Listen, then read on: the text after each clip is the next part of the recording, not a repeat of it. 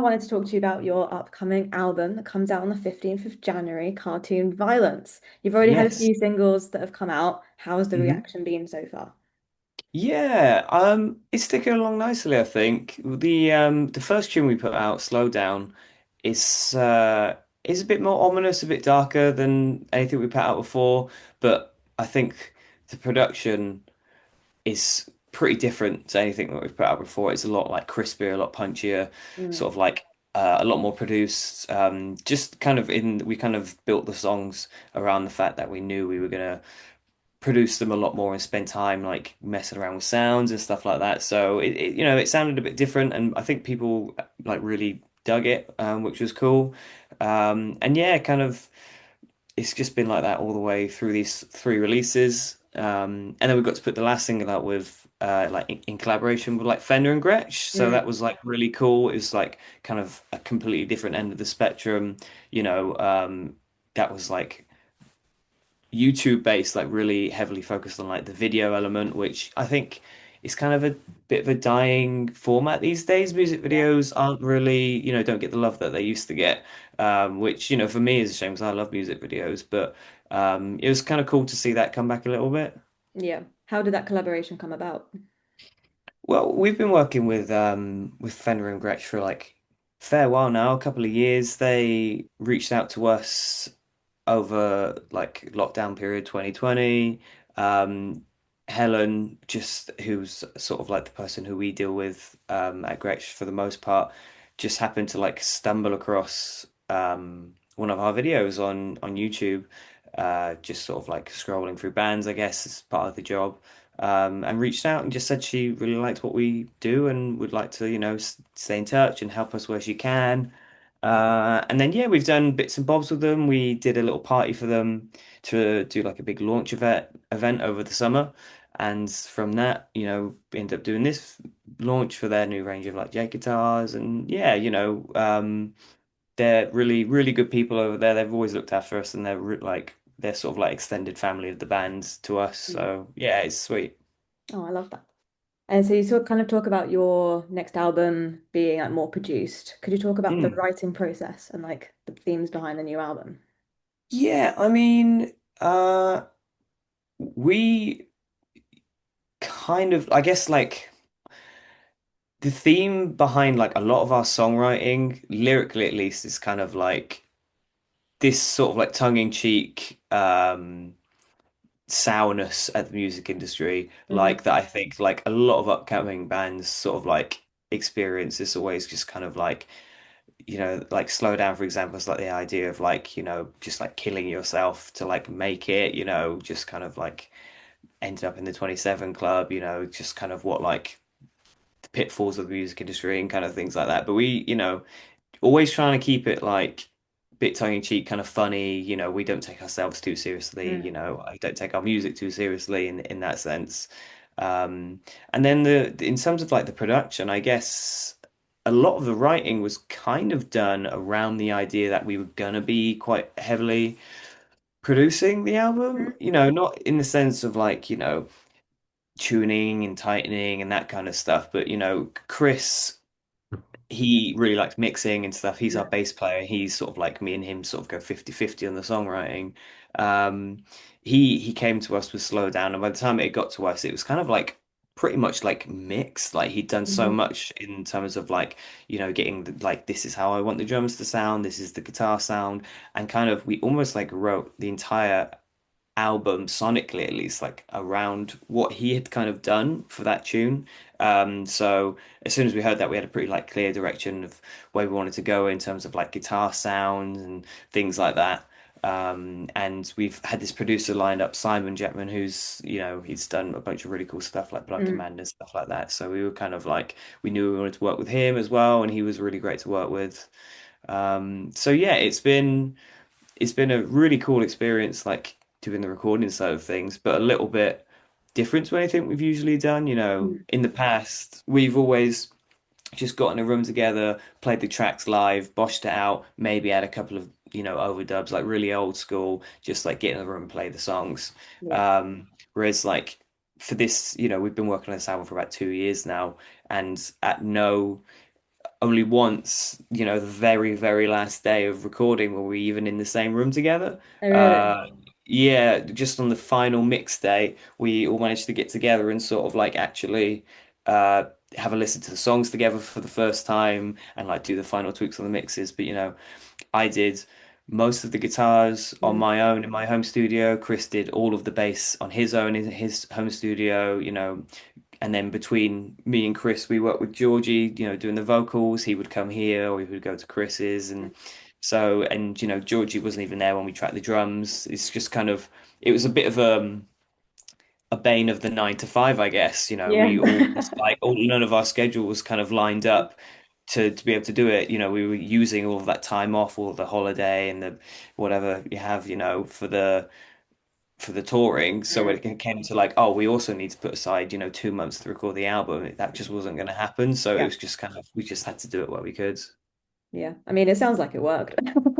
Yeah, I think we got there in the end. There's a lot of back and forth. It would Mm. sort of be like entire days of me and Chris like back and forthing demos to each other, and it's when you're not in the room together and someone just like because this album goes to some pretty weird places, I think. So what when we were initially sending each other like demos and our song ideas, sometimes we'd be like, what the hell is this, like how are we going to make this work, Mhm. and not being able to like sit down and have a conversation, sort of like explain like Yeah. in full how it's going to scope out, led to some pretty funny moments. Just constant voice notes back and forth.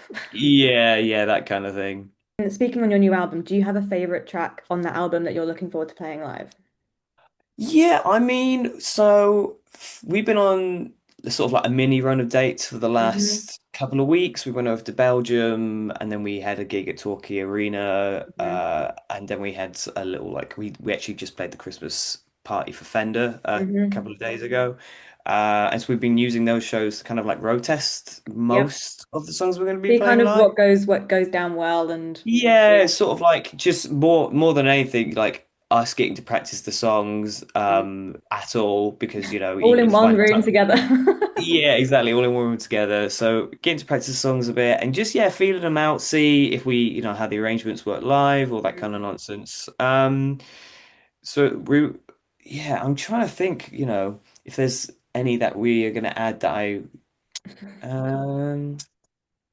We've just started playing Suffering Succotash actually, Okay. which is like it's definitely like probably the hardest song to play live Hmm. just because it's so ridiculously fast. We played that on the last one of dates and Matt said to me like we've got to separate that song in treadmill. I can't do one after the other. It's killing me because they're both so fast. Yeah, so I'm really enjoying playing that tune at the minute. But just kind of like all the new stuff in general, Mm. between album cycles, you do just end up playing a lot. If you're touring a lot, end up playing the same songs a lot of Mm. times. And we were already touring the album stuff a long time before the first album came out. So it's Yeah, kind I of hear like this a lot. it's yeah, especially if it's your first album, by Mm. the time that's released, you've already been playing those songs for like a couple of years if you're a touring band, and then you've got to tour those songs more in support of the Mm. album. So it's kind of like this is apart from the couple of singles we put out in the last like year or two, it's the first time we've had new music to play in like a long time. Is there anything you can tell us about the upcoming tour that's touring your album in January? Just that it's gonna be like hopefully a lot bigger than anything we've done before, just in the Hmm. sense of like we've got some cool ideas for like the production. We've really like thought about like the stage setup and just making it feel like a bit more of an experience than just a gig. Yeah. We want people to sort of like step into the venues and being that they can accommodate what we want to do, Mm. especially in the bigger rooms, just like people to walk in and sort of look at the stage and be like, oh, we're in for a good time tonight, just by Yeah. like that kind of thing. Mm. We've also got a few little surprises, like maybe a few guests, and we've got like some maybe extra musicians stepping in to do like to fill out certain songs and stuff like that. So Hmm. it's just a bit a lot more expanded than anything we've done before. We've got a bit more of a concept. The album itself is a bit of a concept, and we just kind of wanted to play with that a little bit. Yeah. Nice. That makes sense. And so, like you say, you're no stranger to playing intimate venues and large arenas. Do you have a favorite? I think there's like a nice middle ground, I would always choose like a packed out room of like Hmm. 200 people over like a half empty arena. Do you know what I mean? Like I'd rather play to 200 people in a really like crammed out like Hmm. fun sweat box than like 500 people in a 2000 cap room or something like Yeah. that. It's just but that's just in terms of vibes. In terms of what is good for like progression and career, you'd be better off playing to those bigger audiences, obviously, Yeah. but if, for us, it's not as fun. So you also tour quite a lot and you've done a lot of festivals, especially in the UK.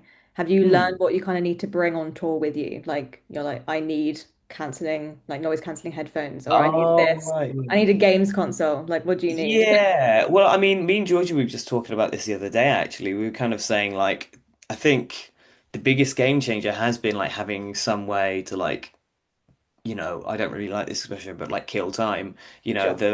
The worst bit of touring is just the hours and hours on end of having nothing to do, just being sat Mm, around in a venue. A lot of the time, no green room, and if you do have a green room, it's just like not that desirable. Like it's, the music venues in this country aren't exactly well funded by our hmm. government or looked after. So it's just kind of they're left to their own devices. So things end up getting a bit run down, and then, us bands end up just being sort of like trapped in these like sort of like moldy Mm, rooms. So yeah, having a games console has been like a really big game changer. mm. Excuse the pun. But like, Gonna me quote and George that. were talking about, yeah, yeah. Me and George were talking about this the other day. Like, just because if you've got a game you're really into, you can lose 3 or 4 hours in that pretty easily, and Mm, then before you know it, you get to go on stage. Whereas like otherwise, you just doom scrolling, which is just like I really, really hate that. Like, mm. that is you're getting nothing out of it. You just sat on your phone, just Yeah. like burning your brain out. And then by the time you get on stage, you're like anxious and depressed because you've been like going on social media for hours. So it's like, yeah, just anything to avoid that, basically. That makes sense. Speaking on social media, so generally you're pretty good at social media and you'll post quite a lot and you're very creative with your videos. Hmm. How important do you think that is in the industry in this day of age?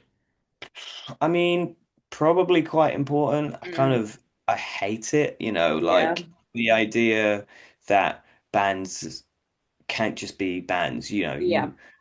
20 years ago, all you had to do was write and perform music, had to go on tour, and that was your lot. But Mm, now it's like you have to be your own like label, producer, social media, content manager. yeah. We do everything ourselves. We don't have a label, we don't have management. So, up until even a couple of weeks ago, we were our own booking agent as well. Hmm. So you know, the idea that on top of all of that, you have to like think ahead and plan social media content and, oh, did I do it wrong? Mm, Like, the engagement isn't what we want it to be. You've got to like promote your shows, and you can't just be like, come to the gig because it's not interesting enough. yeah. So it just feels like a never ending battle. If it were up to me, I just, I delete all of our social medias. I Mm, take everything off of streaming services. I just go back to analog. But, yep.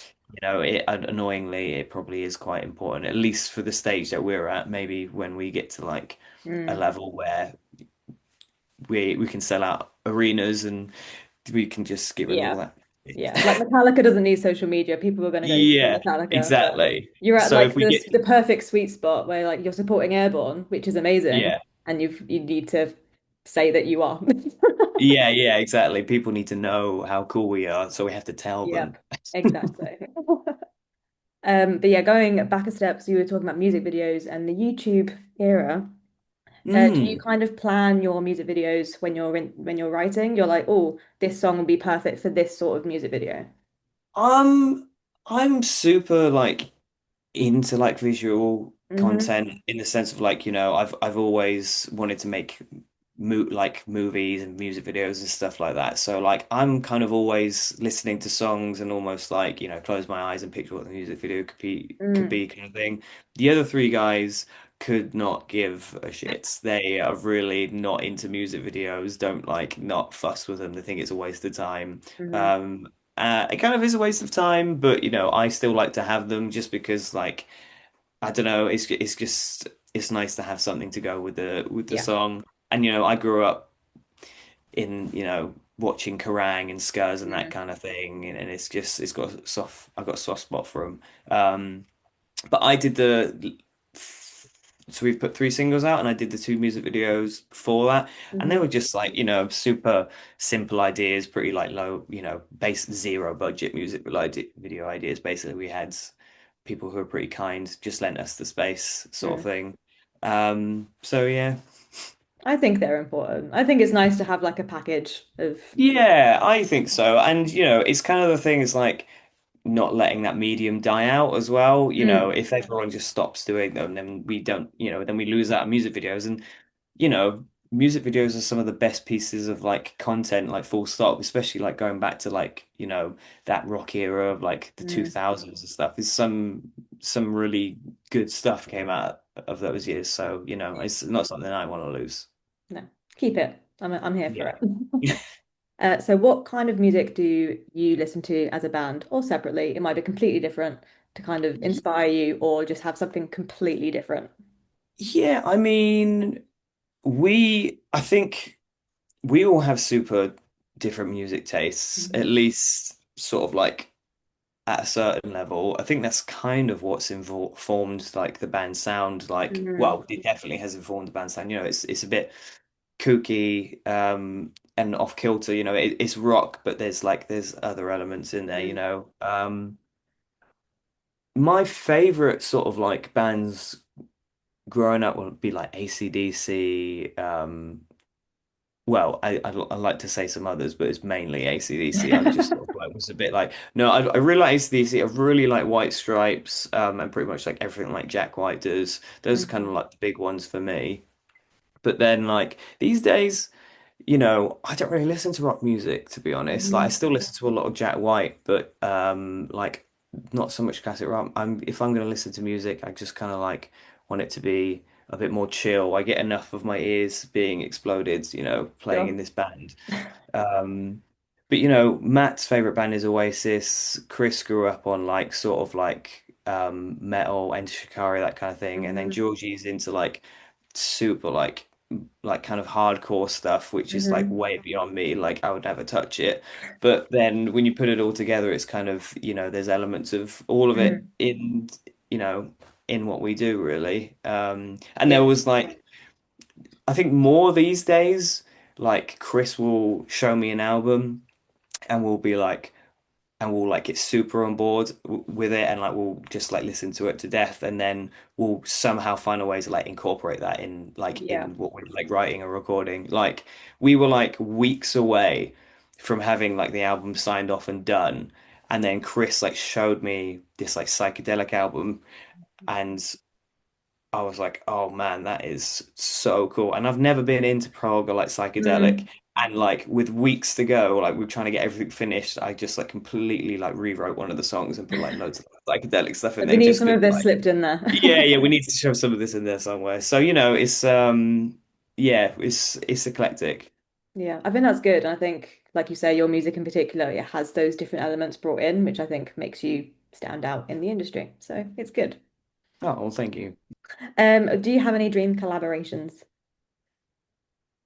Well, funny you should ask this because we actually got asked this question a couple of months ago, Mhm. and Chris answered the question that he would love to do some sort of collab with Skindred, Hmm. which I don't know if this is a spoiler and he's going to get mad at me for saying this, but we have done on this album, Hmm. um, with just we managed to get Benji in to do a little bit of narration in between some of the tracks. It's but like we didn't want to like make a big thing of it. But Mm. if you sort of thing, you hear his Yeah. voice and you're like, oh, it's Benji. So that's Mhm. cool.